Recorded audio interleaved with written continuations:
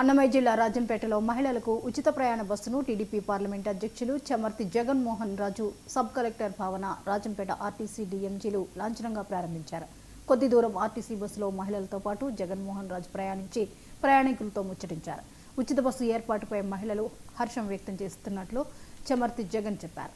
రాష్ట్ర ఖజానాకు భారమైనప్పటికీ మహిళల ఆర్థిక పరిపుష్టికి ప్రభుత్వం ఉచిత బస్సును ప్రారంభించినట్లు చమర్తి పేర్కొన్నారు.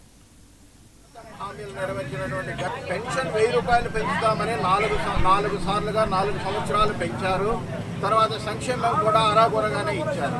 కానీ ఎప్పుడైతే చంద్రబాబు నాయుడు గారు దార్శనికుడో ఈ సంక్షేమ పథకాలు అందితే కనుక పేద ప్రజల యొక్క కుటుంబాలన్నీ కూడా ఆర్థికంగా నిలదొక్కుంటాయన్నటువంటి ఉద్దేశంతో దేశంలో ఎక్కడ ఏ రాష్ట్రంలో జరగనటువంటి విధంగా కేవలం 1 సంవత్సరంలో 90% హామీలు నెరవేర్చినటువంటి ఘనత కూటమి ప్రభుత్వానికి చంద్రబాబు నాయుడు గారికి దక్కుతుంది. ఇవాళ మహిళలందరూ కూడా చాలా సంతోషంగా ఉన్నారు. పేద కుటుంబాల్లో చాలామంది మహిళలందరూ కూడా ప్రొద్దున్నే ఊర్ల నుంచి పట్టణానికి వచ్చారు. ఎందుకంటే ఆర్థిక వ్యవస్థ అంతా పట్టణాలలోనూ కేంద్రీకృతమైంది కాబట్టి పల్లెల నుంచి పట్టణాలకు రావాలి. వాళ్ళు సంపాదించినటువంటి డబ్బులో దాదాపు 20-30% ఈ విధంగా ఛార్జీలకే సరిపోతూ ఉండడంతో అది కనుక మనం వాళ్ళకి అవకాశం కల్పిస్తే ఆ డబ్బులు వాళ్ళకి మిగిలించగలిగితే కనుక ఆ కుటుంబం బాగుపడుతుంది. కుటుంబం ద్వారా సమాజం బాగుపడుతుంది. తెలుగు జాతి తొందరలోనే పేదరికం లేనటువంటి సమాజంగా ఎదుగుతుందన్నటువంటి లక్ష్యంతో ఈ పథకాన్ని చంద్రబాబు నాయుడు గారు తీసుకురావడం జరిగింది. ముఖ్యంగా రైతులైతే ఏమి, విద్యార్థులైతే ఏమి, మహిళలైతే ఏమి, అన్ని రకాల వర్గాల ప్రజలందరూ కూడా ఇవాళ తెలుగుదేశం పార్టీ ప్రభుత్వంలో చాలా సంతోషంగా ఉన్నారు. అందరి నుంచి ఒక మాట వస్తుంది, ఇది సుపరిపాలన. ఈ పాలన చంద్రబాబు నాయుడు గారికి మాత్రమే సాధ్యమవుతుందని వాళ్ళందరూ కూడా చాలా ఆనందంగా ఉన్నారు.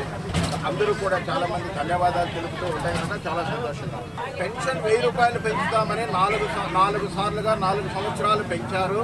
తర్వాత సంక్షేమం కూడా అరాకొరగానే ఇచ్చారు.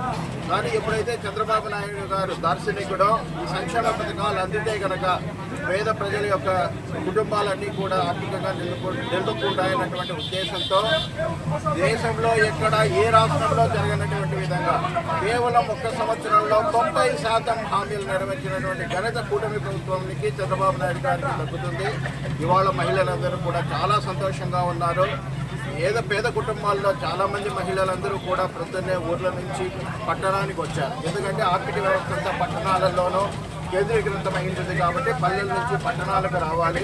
వాళ్ళు సంపాదించినటువంటి డబ్బులో దాదాపు 20-30% ఈ విధంగా ఛార్జీలకే సరిపోతూ ఉండడంతో అది కనుక మనం వాళ్ళకి అవకాశం కల్పిస్తే ఆ డబ్బులు వాళ్ళకి మిగిలించగలిగితే కనుక ఆ కుటుంబం బాగుపడుతుంది. కుటుంబం ద్వారా సమాజం బాగుపడుతుంది. తెలుగు జాతి తొందరలోనే పేదరికం లేనటువంటి సమాజంగా ఎదుగుతుందన్నటువంటి లక్ష్యంతో ఈ పథకాన్ని చంద్రబాబు నాయుడు గారు తీసుకురావడం. ఇప్పుడు